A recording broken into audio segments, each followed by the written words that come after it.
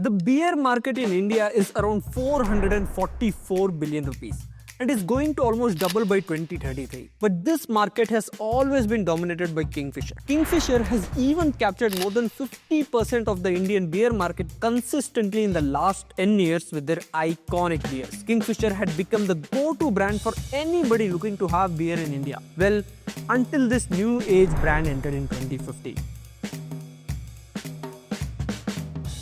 Bira went from nothing to becoming India's fourth largest beer company in just 10 years. They revolutionized the entire market with their colorful branding and a completely fresh approach, and even reached a valuation of 5,000 crores. But suddenly, Bira started disappearing from the shelves.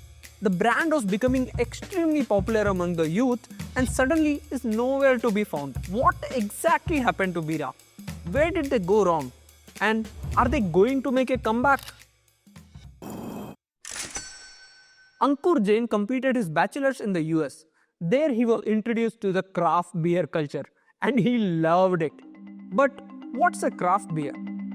Craft beers are basically non-mechanized beers made in small breweries in a traditional way. This trend started when people began to enjoy drinking beer and wanted to know exactly what ingredients went into their beer and where it came from. It was very different from what Indian consumers were used to. At that time, only mass manufactured beers were available here in India, and nobody really knew what ingredients went into making these beers. After returning back to India, Ankur started Serena Beverages in 2009 and imported premium craft beers from Belgium, Germany, and United States. He initially started selling in Delhi, Mumbai, and Bengaluru, and the youngsters here loved it.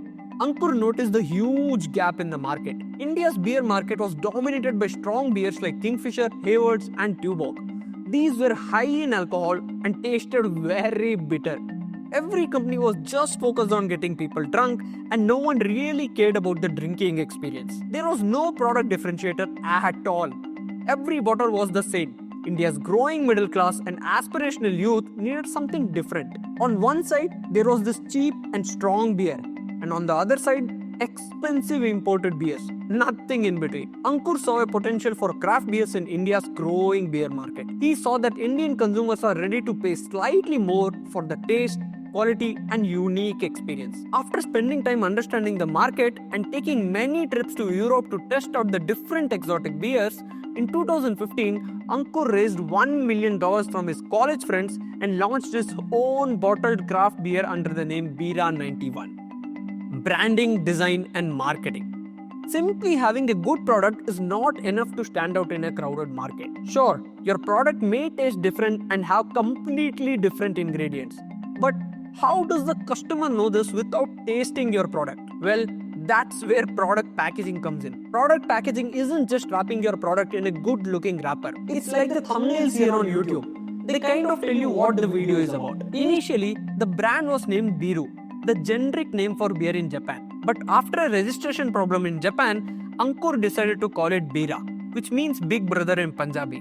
And 91 is the country code of India and it made sound everything distinctive. His team spent almost 9 months in branding the product, choosing the right color and picking a name and a mascot. The reverse B in their logo showed a spirit of rebellion against the conventional beers available in the market. And the monkey mascot represented fun and mischief.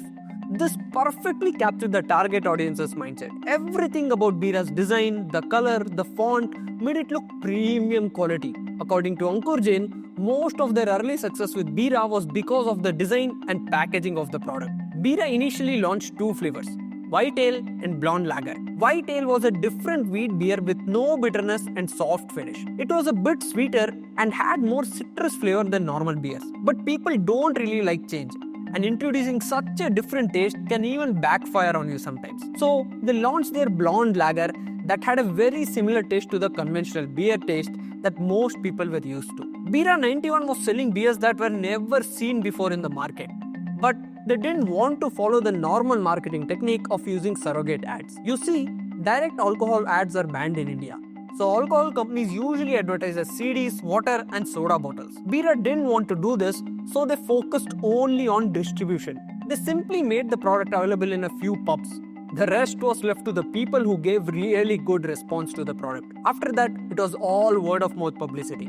Bira directly targeted young urban consumers who were digitally savvy and looking for premium experiences. Over 60% of the core consumer base is under 35, mostly in metro cities and tier 1 cities. So, Bira actively engaged with this audience through music festivals, pop-up events and collaborations. Because of this, they gained 30% market share in premium segment without spending anything on traditional marketing. In just a few months, they started manufacturing units in Maharashtra and Rajasthan. In 2016, Bira sold 35,000 cases of beer per month and also expanded its base to Mumbai, Bangalore, Kolkata, Pune and Chandigarh. They had penetration of 70% in all their markets. By 2023, they were making a revenue of 824 crore rupees, selling 9 million cases across 18 countries. But in mid-2024, Bira bottles started disappearing from the market because of a small decision. Downfall.